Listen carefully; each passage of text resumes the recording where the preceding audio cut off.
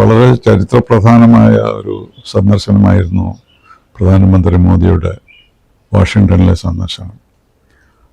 അത് സാധാരണയായി ഒരു പുതിയ പ്രസിഡന്റ് അധികാരത്തിൽ വരുമ്പോൾ അടുത്ത ബന്ധമുള്ള രാജ്യങ്ങളൊക്കെയാണ് ആദ്യമായി വിളിക്കുക. അക്കൂട്ടത്തിൽ നമ്മുടെ പ്രധാനമന്ത്രി ഉൾപ്പെടുത്തി എന്നുള്ളത് തന്നെ ഒരു പ്രത്യേകതയാണ്. സാധാരണ ജപ്പാൻ, ഓസ്ട്രേലിയ, ജർമ്മനി അങ്ങനെയൊക്കെയുള്ള അലൈഡ് രാജ്യങ്ങളെയാണ് ആദ്യം ക്ഷണിക്കുക. പക്ഷേ പ്രധാനമന്ത്രി മോദിയെ ക്ഷണിച്ചപ്പോൾ അത് തന്നെ ഒരു പ്രത്യേകതയായിരുന്നു. പക്ഷേ അദ്ദേഹം ട്രംപ് പ്രസിഡന്റ് ആയതിനു ശേഷം അദ്ദേഹം ചെയ്ത ചില പ്രഖ്യാപനങ്ങളും അദ്ദേഹത്തിൻ്റെ ഒരു വേൾഡ് വ്യൂ ഒക്കെ പറഞ്ഞത് പലതരത്തിലും എല്ലാവർക്കും അതിശയമുണ്ടാക്കി. കാരണം അദ്ദേഹം ആവശ്യപ്പെട്ടത് കാനഡ അമേരിക്കയുടെ ഭാഗമാകണം, അല്ലെങ്കിൽ ഗ്രീൻലാൻഡിനെ ഏറ്റെടുക്കണം, പാനമ കനാൽ അധികാരം ഏറ്റെടുക്കണം, അങ്ങനെ ധാരാളം സാധാരണ പ്രതീക്ഷിക്കാത്ത പലതരത്തിലുള്ള ടെറിട്ടോറിയൽ ക്ലെയിംസ് അദ്ദേഹം ഉണ്ടാക്കി.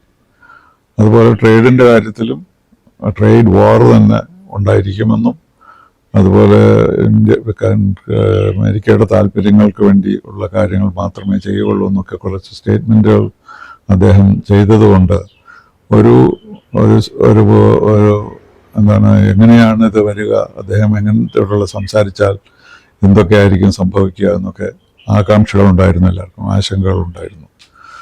ആ സമയത്താണ് പ്രധാനമന്ത്രി പോയത്. അപ്പോൾ അതുകൊണ്ട് ഇത് വിജയിക്കുമോ എന്ന സംശയമുണ്ടായിരുന്നു എല്ലാവർക്കും. കാരണം ഈ കാര്യങ്ങളൊക്കെ ചർച്ച ചെയ്താൽ ഒരിക്കലും നമുക്കത് അംഗീകരിക്കാൻ സാധ്യമല്ല. മറ്റു രാജ്യങ്ങളുടെ സോവറിനിറ്റിയെ ചോദ്യം ചെയ്യുന്ന തരത്തിലുള്ള കാര്യങ്ങളൊന്നും നമുക്ക് എഗ്രി ചെയ്യാൻ കഴിയുകയില്ല. അപ്പോൾ അതുകൊണ്ട് ഇപ്പോൾ നമ്മളൊരു സന്ദർശനം നടത്തിയാൽ ഈ കാര്യങ്ങളൊക്കെ ചർച്ച ചെയ്യേണ്ടി വരും എന്നുള്ള ഒരു ആശങ്ക ഉണ്ടായിരുന്നു. പക്ഷേ പ്രധാനമന്ത്രി വളരെ കാര്യമായിട്ട് തന്നെ ഇതൊരു ബൈലാറ്ററൽ വിസിറ്റായിട്ട് മാറ്റുകയുണ്ടായി. അതുകൊണ്ടാണ് ഇത് വിജയമായത്. കാരണം ട്രംപിൻ്റെ മറ്റ് ആശയങ്ങൾ ചർച്ച ചെയ്യപ്പെടുന്ന ഒരവസരമാണെങ്കിൽ അഭിപ്രായ വ്യത്യാസങ്ങൾ ധാരാളം ഉണ്ടാകുമായിരുന്നു.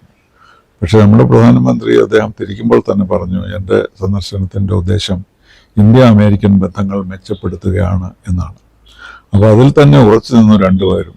മറ്റു കാര്യങ്ങളിലൊന്നും ചർച്ച ചെയ്യാതെ രണ്ട് രാജ്യങ്ങളും തമ്മിലുള്ള ബന്ധങ്ങൾ മാത്രമായി അതിനെ ലിമിറ്റ് ചെയ്യുകയുണ്ടായി. അതുകൊണ്ട് മുമ്പ് ഉണ്ടായിരുന്ന ഇന്ത്യ അമേരിക്കൻ ബന്ധങ്ങളിലുണ്ടായിരുന്ന ചർച്ചകളും അതിൽ അവശേഷിക്കുന്ന കാര്യങ്ങളുമൊക്കെയാണ് ചർച്ചയ്ക്ക് വന്നത്. അതേസമയത്ത് തന്നെ രണ്ട് കാര്യങ്ങൾ ഉയർന്നു നിന്നിരുന്നു. ഒന്ന്, deportation of illegal aliens from America. അതുപോലെ അതിനെ നിർബന്ധിപ്പിക്കാൻ വേണ്ടി മറ്റു രാജ്യങ്ങളെ ഡിപ്പോർട്ടേഷൻ സമ്മതിക്കാൻ വേണ്ടി ട്രേഡ് വാർ ഉപയോഗിക്കുമെന്നും അദ്ദേഹം പറയുകയുണ്ടായി. അത് ശരിക്കും കൊളംബിയയുടെ കാര്യത്തിൽ അങ്ങനെ സംഭവിക്കുകയുണ്ടായി. കാരണം കൊളംബിയയിലേക്ക് 2 പ്ലെയിനിൽ ഡിപ്പോർട്ട് ചെയ്ത ആളുകളെ അയച്ചപ്പോൾ കൊളംബിയ അവരെ അവിടെ ലാൻഡ് ചെയ്യാൻ സമ്മതിച്ചില്ല, അവർ തിരിച്ചയച്ചു.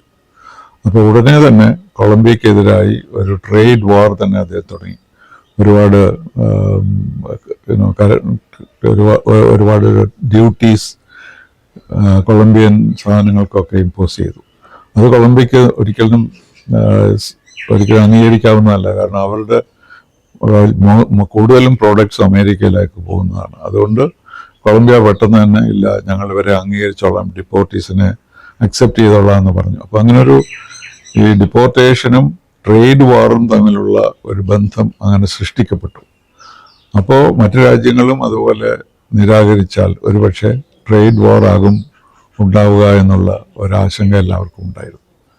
പക്ഷെ നമ്മുടെ കാര്യത്തിൽ അതിൻ്റെ ഇത് കൂടാതെ ഒരു പ്രശ്നമുണ്ടായത്, കുറേ ഇന്ത്യൻ ഇല്ലീഗൽ ആയിട്ടുള്ള ആളുകളെ ഇന്ത്യയിലേക്ക് നമ്മുടെ അറിവുണ്ടായിരുന്നെങ്കിലും സമ്മതമില്ലാതെ തന്നെ ഒരു പ്ലെയിൻ നിറയെ 104 പേരെ ഇന്ത്യയിലേക്ക് അയച്ചു. അവരിറങ്ങിയപ്പോഴാണ് നമ്മൾ കണ്ടത് അവർ ചെയിനിട്ടും അല്ലെങ്കിൽ ചങ്ങലയിട്ടും ഒക്കെയാണ് വലിയ 40 മണിക്കൂർ ഫ്ലൈ ഒക്കെ ചെയ്ത്. അപ്പോൾ അവരെ വളരെ ഒരു അൺഡിസൈറബിളായിട്ട് അവരെ ട്രീറ്റ് ചെയ്തു എന്നുള്ള ഒരു പരാതി ഇന്ത്യയിലുണ്ടായി. അത് ലോക്സഭയിലൊക്കെ നമ്മുടെ പാർലമെൻറ്റിലൊക്കെ പ്രതിഫലിച്ചു. അങ്ങനെ ഇവിടുന്ന് ഒരു സംശയം ഉണ്ടായിരുന്നു, അദ്ദേഹം പോയാൽ ഈ കാര്യം അവിടെ പറയുമോ, അങ്ങനെയായാൽ ഈ ബന്ധത്തിന് എന്ത് സംഭവിക്കും, ഇങ്ങനെയുള്ള കുറേ ആശങ്കകളൊക്കെ ഉണ്ടായിരുന്നു. പക്ഷേ അദ്ദേഹത്തിൻ്റെ സന്ദർശനം തികച്ചും ബയലാറ്ററൽ ആയിരുന്നുകൊണ്ട്, ഉഭയകക്ഷി ബന്ധങ്ങൾ മാത്രമായിരുന്നുകൊണ്ട് ഈ കാര്യങ്ങളൊന്നും വന്നില്ല. ഡിപ്പോർട്ടേഷൻ്റെ കാര്യത്തിൽ ഇന്ത്യ നേരത്തെ തന്നെ പറഞ്ഞിട്ടുണ്ട്, ഇന്ത്യക്കാരായിട്ടുള്ളത് നമുക്ക് കണ്ടാൽ നമുക്കറിയാവുന്ന ആളുകളെ തിരിച്ചയക്കുകയാണെങ്കിൽ അവർ നമ്മൾ ഇവിടെ സ്വീകരിക്കും എന്ന് നേരത്തെ പറഞ്ഞിരുന്നു. അപ്പോൾ അതൊരു ചർച്ചയായില്ല.